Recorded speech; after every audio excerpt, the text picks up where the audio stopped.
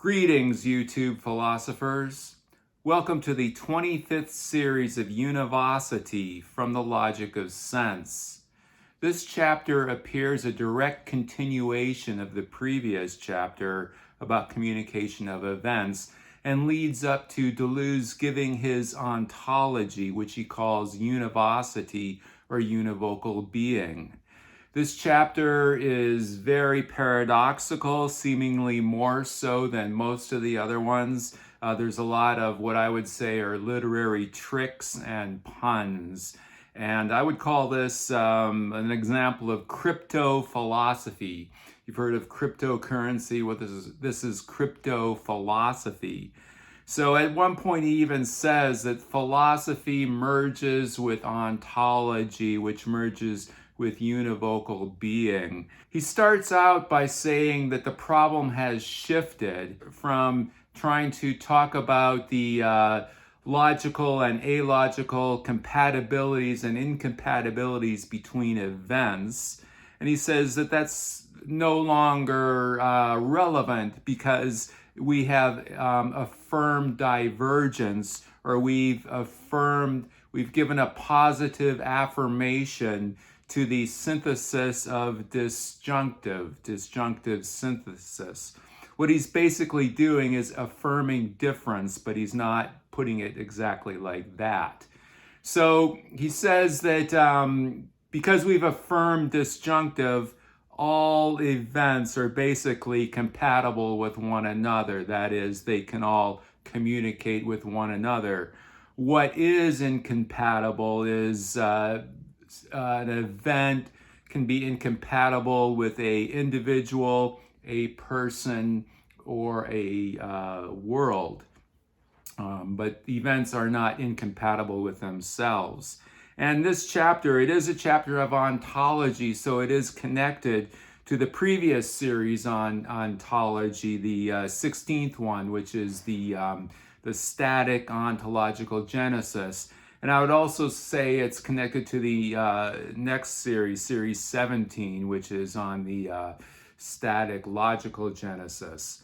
And Deleuze specifically makes references back to those series. He talks about individuals, persons, and worlds, which was part of the 16th series. The idea that all events are compatible with one another reminds me of the idea in Eastern mysticism that everything is connected with one another, or we find that also in quantum physics and certain models of quantum physics, like the idea of quantum entanglement, which if we accept the Big Bang theory of the creation of the universe, then all matter is still in contact with one another in the entire universe. And later, Deleuze is going to quote from Jorge Borges from a short story called The Garden of Forking Paths, which some quantum physicists use as an example to illustrate the many worlds theory of quantum physics. And that's very much relevant to what Deleuze is getting across here. And Deleuze refers to this ability of all events to be compatible with one another through disjunctive synthesis as that all events are interexpressive between each other. So he says that the problem has shifted to finding out how the individual can transcend his form and syntactical link to a world. By the latter, by syntactical link to the world, he means how can the individual quiet their inner dialogue, quiet their instinct to translate everything we see into words, into language. How can we break that? Transcending one's syntactical link to the world could also have to do with the way we see the world, as ourselves as subject and the world as object. How that kind of reflects the sentence structure that we're used to, where a sentence has a subject and a predicate. And so when we transcend this syntactical link, it's basically what the Hindus call the trance of dhyana or samadhi, which is merging so that there's no difference between ourselves and the world. There's no separation between subject and object. He says that the solution to that is for the individual to see herself as an event and to see that and to regard the event actualized within herself as a individual. So, okay, this is again getting into sort of Deleuze writing in like a Zen koan or using tricks. For one thing, throughout this series, the word individual seems to possibly shift definitions or shift meanings depending on how it's used. He refers us back to the 16th series and the difference between individuals and persons. So in that series, an individual is something like a component of yourself or one of your worlds. For instance, one of my individualities is as a sound engineer. Another individuality of mine is going to the gym and exercising. And then what makes me a person or what gives me an identity is this collection of all these individuals together. Also, I don't know if you noticed before when I was speaking about the example of an individual has to transcend his form, and then it shifted to a female example. And this is again another sort of language game of Deleuze's because it's basically suggesting his concept, which he works out in greater detail in 1,000 Plateaus, the concept of becoming woman. So that's sort of in this example he uses here about the individual transcending their form and their syntactical link to the world. Before they transform it, he uses the male pronoun, and after or as it's being transformed, he uses the female pronoun. And if we remember in our crypto philosophy, that the beginning of this book starts out with becoming Alice. Deleuze is going to shift to Nietzsche's concept of a fortuitous case, an individual being a fortuitous case or a person, meaning that all these collection of individualities that happen to make up the person of Oz is fortuitous. It's a kind of a, fortuitous means lucky chance, or there's the element of randomness there and fortune. So part of the reason I think this chapter is so difficult to grasp intellectually is because I think that's the wrong track if you're trying to figure that out. Deleuze is presenting the problem as one of breaking the syntactical link to a world. In other words, breaking down how we try to figure things out through language and experiencing ourselves as a pure event and experiencing, he'll say that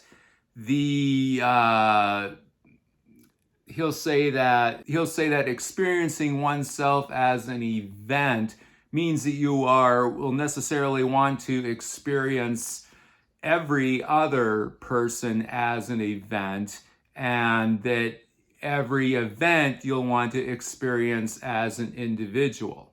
And similar to the last series, he's going to look at difference as distance, because he's looking at the surface. So the more something is different, the more distance it has from a particular point, from the reference. He's going to mention counter-actualization, which is to get the furthest distance from what you're trying to counter-actualize. So a real basic example would be, say if I lost my job and I'm unemployed, so I want to counter-actualize the event of unemployment by getting a job, and that would be the furthest distance from unemployment would be to have a job. Deleuze's example that he uses is very interesting.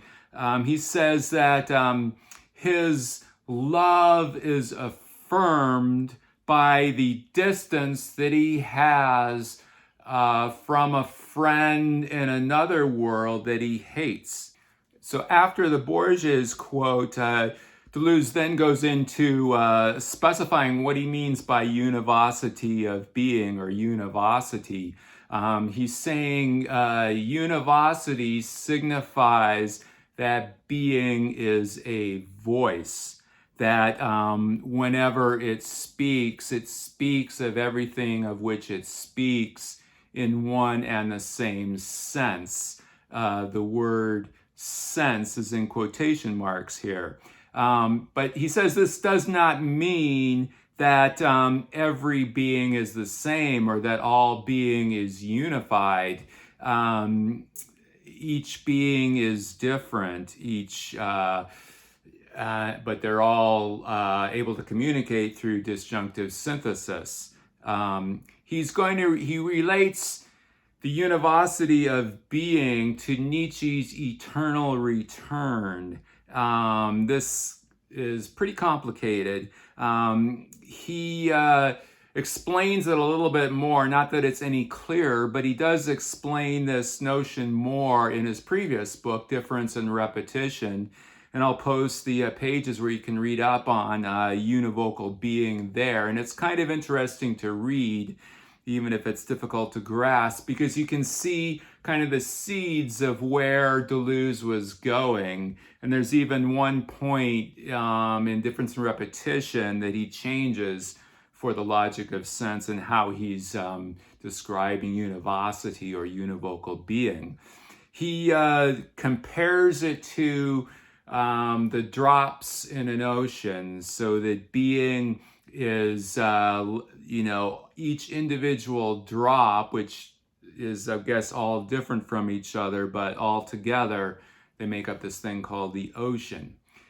He's going to call being the unique event which communicates with all other events. Again, we get this idea that it's all connected through being. Univocal being inheres in language and happens to things. So being is what goes across this frontier between language and things. There's a lot of similarities to how he's using being with how he uses sense previously. So there's a connection there. It is the pure form of the ion, the exteriority which connects things with propositions. He'll end this series compounding the paradoxical nature of it, in my opinion, by saying what the three determinations of univocity of being are, and I'll just read those. One single event for all events, one and the same aliquid for that which happens and that which is said.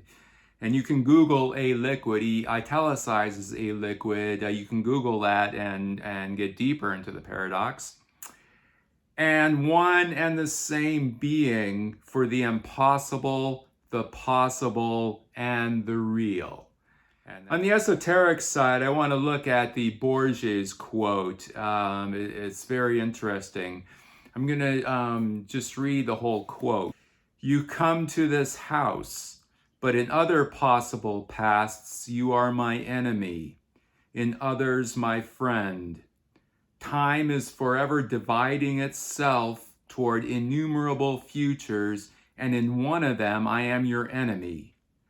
The future exists now, but I am your friend. For a moment, his back was again turned to me. I had the revolver ready. I fired with utmost care. Now, the first part of this quote makes sense, or it follows from what he just wrote about. The The last two sentences seem extremely non sequitur if taken literally. Like, what does one person killing another have to do with it? And it kind of negates the example he used. He used the example of affirming his love by the distance of his hatred from his friend in another world. He was also just talking about the eternal return and trying to show how that relates to univocity of being. And so revolver, if you don't interpret it in as literal a sense as a gun, could also relate to eternal return. Now, if you think this is stretching it a bit pun-wise, I'm just going to read another sentence that was in the previous paragraph where he's talking about the eternal return. Each series returns to itself as the other series returns to it, and returns outside of itself as the other series returns into itself. So that very much sounds like revolving. And he fired with utmost care. Now, the beginning of this Bourget's quote says, "You come to this house." Kabbalistically, house corresponds with the path called Beth, which is related to the tarot card of the Magus, or magic. And at the end of the quote, he says, "I fired with utmost care." Fire is the element that represents what magicians do to practice magic. So "I fired with utmost care" would be a very good instruction for that. And there's way more, and again, I don't think you should try to figure it all out, but just kind of immerse yourself into it, experience this series as an event in itself. We'll see you again.